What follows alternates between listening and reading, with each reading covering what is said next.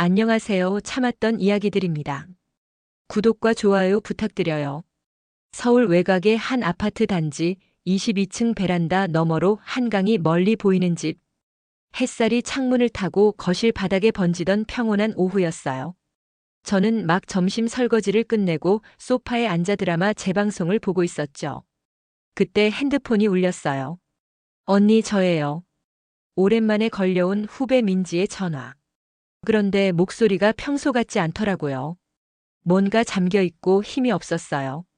왜? 무슨 일 있어? 잠깐의 정적이 흘렀어요. 그리고 이어진 한마디.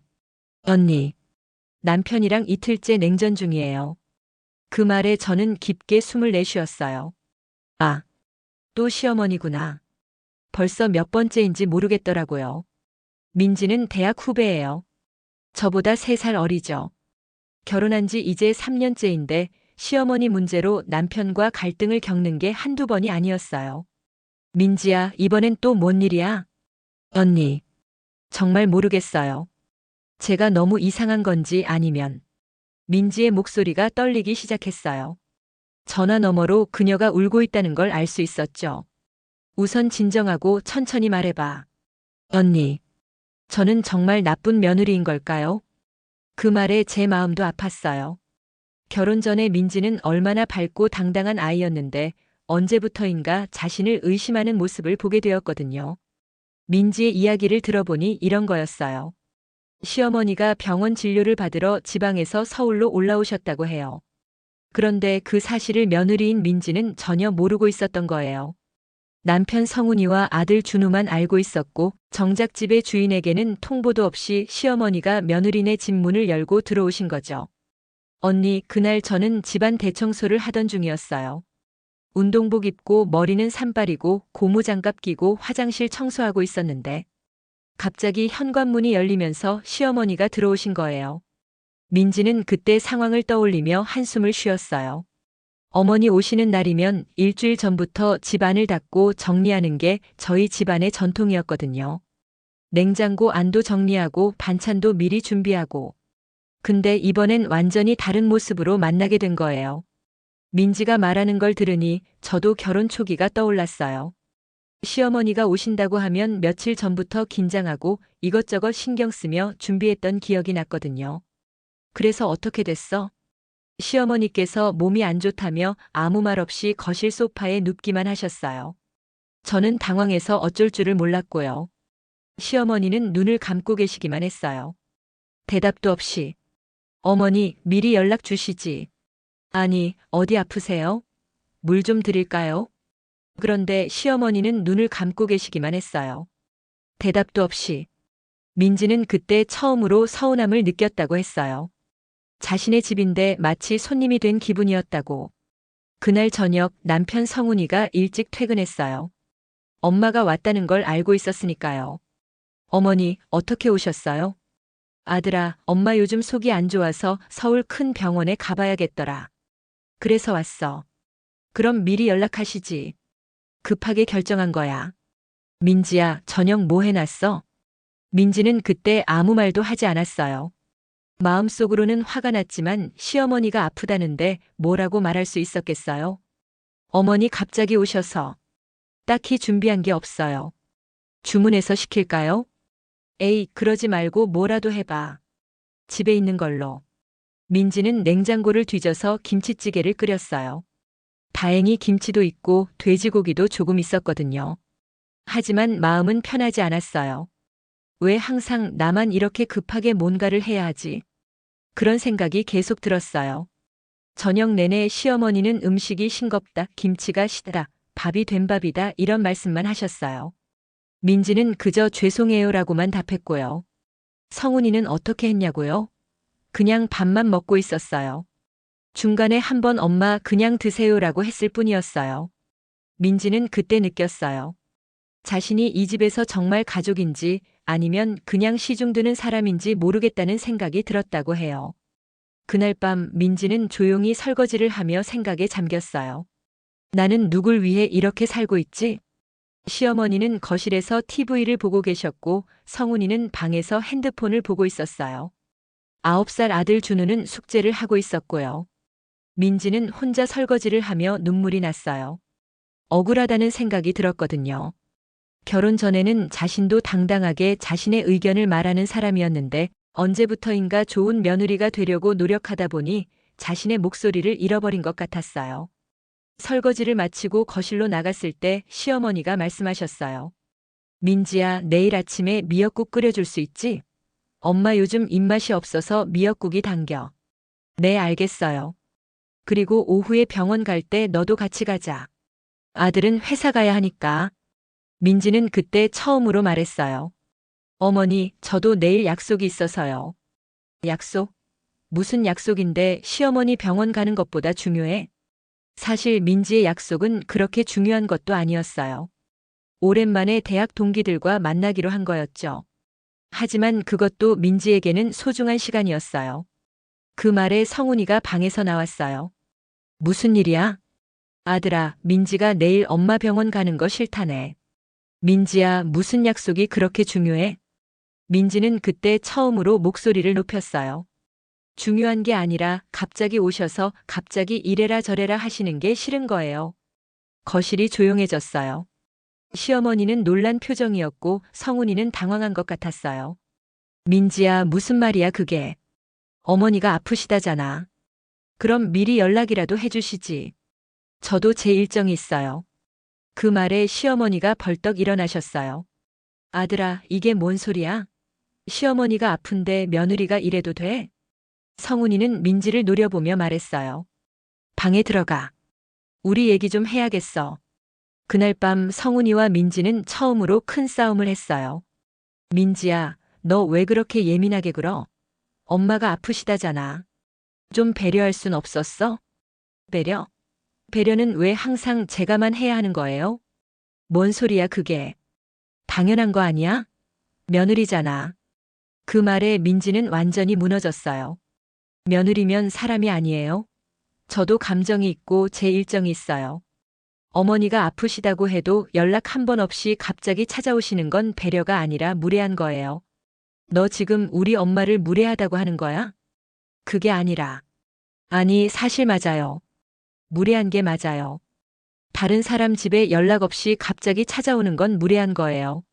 성훈이는 민지의 말에 충격을 받았어요. 결혼 3년 동안 한 번도 이렇게 강하게 자신의 의견을 말하는 민지를 본 적이 없었거든요.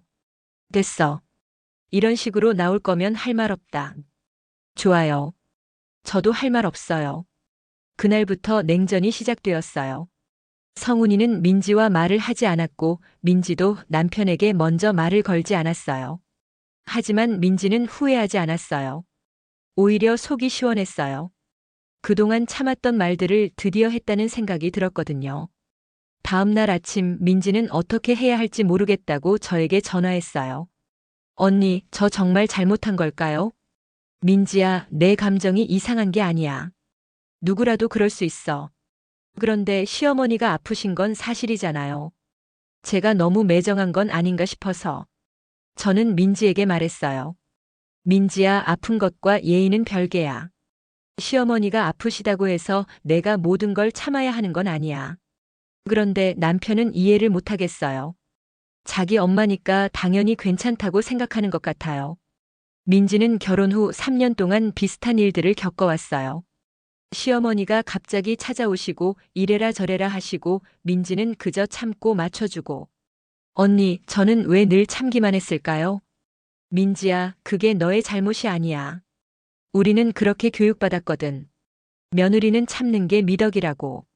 그런데 이제는 더 이상 참기 싫어요. 저도 이 집의 주인인데 왜 항상 눈치만 봐야 하나요? 저는 민지의 말에 깊이 공감했어요. 저도 결혼 초기에 비슷한 고민을 했었거든요. 민지야, 내 마음이 맞아. 가족이라고 해서 무조건 참아야 하는 건 아니야. 서로 존중하는 게 진짜 가족이지. 하지만 민지는 이제 더 이상 참고 싶지 않았어요. 사실 시어머니도 마음이 편하지 않았어요. 며느리 눈치가 영 좋지 않다는 걸 느끼고 계셨거든요. 둘째 날 아침 민지가 미역국을 끓여드렸을 때도 시어머니는 별 말씀이 없으셨어요. 민지야, 엄마 오늘 병원 갔다가 바로 내려갈게. 네? 갑자기요? 응, 별거 아닌 것 같아서. 민지는 그때 알았어요. 시어머니도 이 상황이 불편하다는 걸. 시어머니는 사실 며느리와 좋은 관계를 유지하고 싶어 하셨어요. 하지만 어떻게 해야 할지 모르셨던 거예요. 자신의 방식이 며느리에게 부담이 될 수도 있다는 생각은 해보지 않으셨던 거죠. 성훈이는 그날 오후 일찍 퇴근해서 어머니를 지하철역까지 배웅했어요. 돌아와서는 민지에게 차가운 목소리로 말했어요. 엄마가 서운해 하시더라. 며느리가 환영하지 않는다고. 저는 환영 안 한다고 말한 적 없어요. 말로 하지 않아도 티가 나잖아. 그럼 어떻게 해야 해요? 갑자기 오셔서 갑자기 이래라 저래라 하시는데 저는 무조건 좋다고만 해야 해요? 당신 너무했다. 그 말에 민지는 더 이상 참지 않기로 했어요. 아니, 너무한 건 당신이에요. 민지는 그날 밤 처음으로 남편에게 자신의 마음을 털어놓았어요. 성훈아, 나 결혼하고 3년 동안 어떻게 살았는지 알아? 갑자기 뭔 소리야? 어머니가 오신다고 하면 일주일 전부터 집 안을 닦고 정리하고 반찬도 미리 준비하고 긴장하고. 그게 싫은 게 아니라 왜 나만 그렇게 해야 하느냐는 거야. 성훈이는 처음으로 말을 멈췄어요. 나는 집에 사람이 찾아오면 늘 불안했어. 특히 시어머니가 오신다 하면 일주일 전부터 청소하고 긴장하고. 내가 뭔 잘못을 했을까, 뭔 흠을 잡히실까 이런 생각만 했어. 그럼 미안해 하라는 거야? 미안해 하라는 게 아니라 내 감정도 좀 이해해 달라는 거야. 민지는 계속 말했어요. 당신은 어머니가 오시면 편하잖아. 그냥 아들이면 되니까. 근데 나는 달라. 며느리로서 완벽해야 한다는 압박감이 항상 있어. 그건 너 혼자 생각하는 거 아니야? 아니야. 어머니가 오시면 음식부터 시작해서 집안 정리, 아이 돌봄까지 모든 게 제 몫이 되잖아. 당신은 그냥 회사 갔다가 와서 밥 먹으면 끝이고. 성훈이는 민지의 말을 듣고 있었어요. 처음으로 아내가 어떤 마음으로 살아왔는지 알게 되었거든요. 엄마가 아프다고 했잖아라고 하는데 그럼 미리 연락이라도 해줬어야지. 내가 모르는 사이에 우리 집 문이 열리는데 그게 당연한 일이야? 그건 엄마가 급하게 결정하신 거잖아. 급하게 결정했으면 급하게 연락이라도 해주시지. 나는 며느리 말고 이 집의 주인이기도 하거든. 그 말에 성훈이는 할 말이 없었어요. 민지는 이어서 말했어요. 다음부턴 내가 먼저 정하겠어. 뭘? 내가 받아들일 수 없는 일은 싫다고 말할 거야. 가족이라면 내 감정도 존중받아야 하니까. 성훈이는 당황했어요. 그럼 어떻게 하자는 거야? 어머니가 오신다고 하면 미리 나한테 물어봐줘. 나도 내 일정이 있어. 그리고 며느리라고 해서 무조건 시중을 들어야 한다고 생각하지 마. 그럼 엄마가 서운해하시면 어떻게 해? 어머니가 서운해하시는 것과 내가 존중받는 것은 별개야. 둘 다 중요하다고 생각해. 민지는 처음으로 자신의 생각을 명확하게 말했어요. 나는 좋은 며느리가 되고 싶어. 하지만 내 자존감을 포기하면서까지 좋은 며느리가 되고 싶지는 않아. 그럼 어떻게 해야 하는데? 서로 존중하는 거야. 나도 어머니를 존중하고 어머니도 나를 존중해 주시길 바라는 거야. 며칠 후 성훈이는 조심스럽게 민지에게 말했어요. 민지야, 다음번엔 엄마 오신다고 하면 미리 말할게. 당신 의견도 먼저 물어볼게. 정말? 응. 그리고 미안해. 내가 너무 당연하게 생각했나 봐. 그렇게 냉전은 끝났어요. 몇 주 후 성훈이가 민지에게 말했어요. 민지야, 엄마가 다음 주에 올라오신다고 하시네. 갑자기요? 아니야, 미리 계획하신 거야. 그런데 어떻게 할까? 민지는 잠시 생각했어요. 어머니가 언제 오시는데요?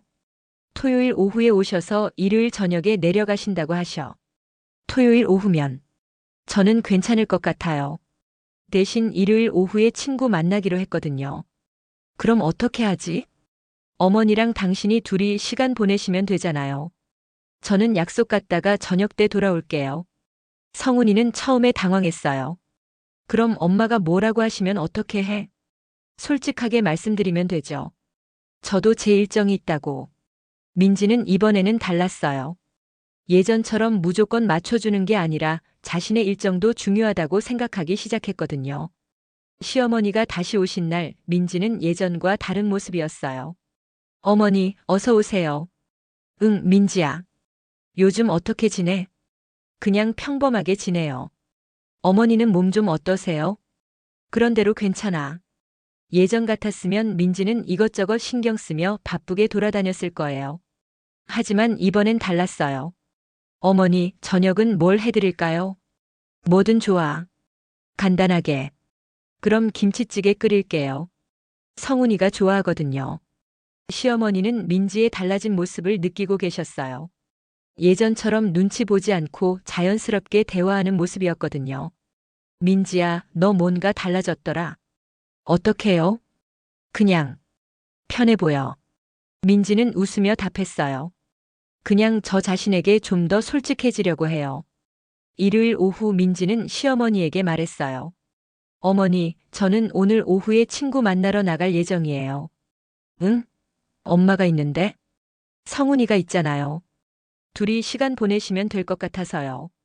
시어머니는 처음에 당황한 듯 했어요. 그럼 저녁은? 저녁 때 돌아올게요. 그때 같이 먹어요. 성훈이는 웃으며 어깨를 으쓱했어요. 어머니, 저희는 이제 각자 할 일이 있어요.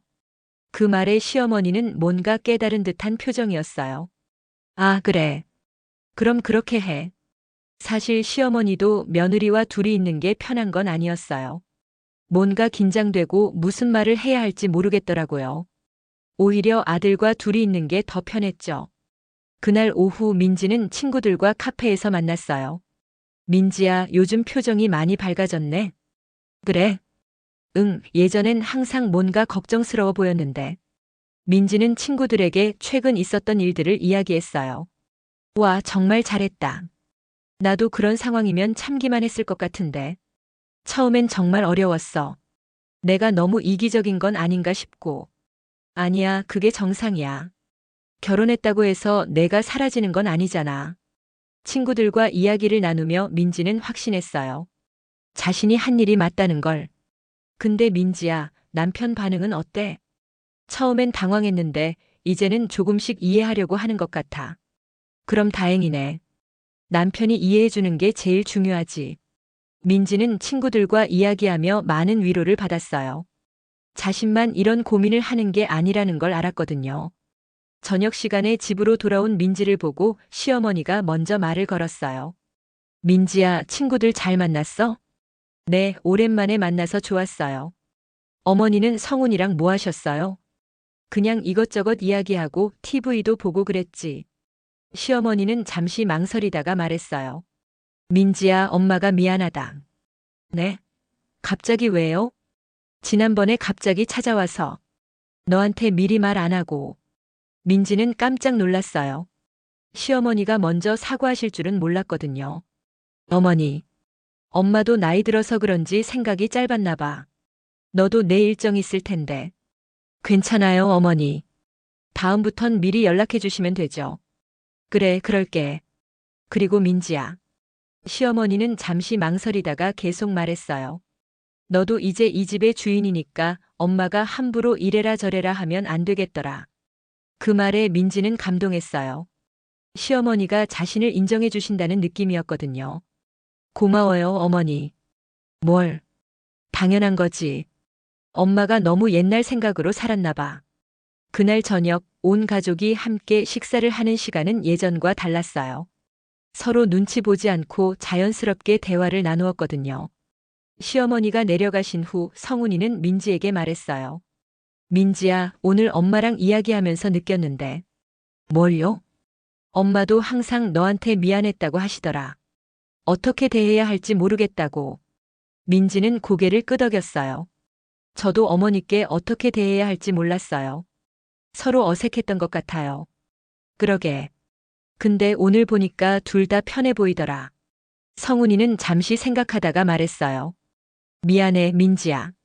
내가 너무 당연하게 생각했나 봐. 뭘요? 내가 며느리니까 당연히 엄마 모시고 당연히 참아야 한다고 생각했어. 그런데 그게 아니더라. 넌 며느리이기 전에 우리 가족이고 한 사람이잖아. 내 감정도 중요하고. 민지는 남편의 말을 듣고 눈물이 났어요. 결혼 후 처음으로 남편이 자신을 온전한 한 사람으로 인정해주는 것 같았거든요. 고마워요, 여보. 앞으로는 뭔 일 있으면 둘이 먼저 상의해요. 가족 일이라도. 정말요? 응. 우리가 먼저 얘기하고 그 다음에 엄마한테 말하는 거야. 그날 밤 민지는 오랜만에 마음이 편안했어요. 몇 주 후 추석이 다가왔어요. 예전 같았으면 민지는 한 달 전부터 걱정하며 준비했을 거예요. 민지야, 추석 때 어떻게 할까? 어떻게 하긴요?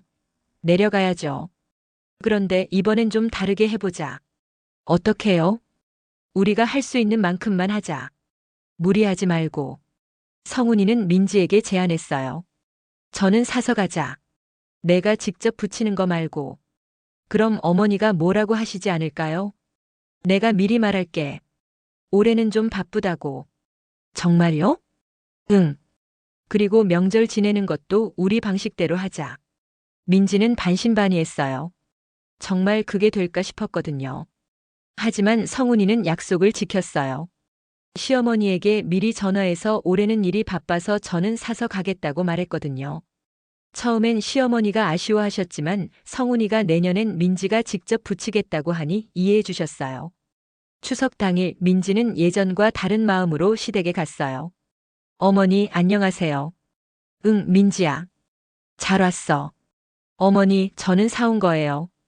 죄송해요. 괜찮아. 요즘 바쁘다며? 네, 조금요. 시어머니는 예전과 달리 민지를 다그치지 않았어요. 오히려 고생했다고 말씀해 주셨거든요.